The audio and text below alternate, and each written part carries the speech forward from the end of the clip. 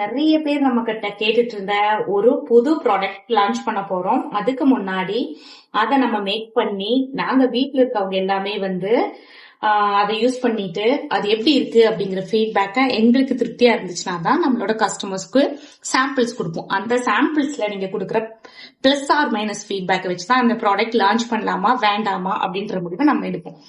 அப்படி ஒரு சூப்பரான ப்ராடக்ட் தான் நம்ம கொண்டு வர போறோம்.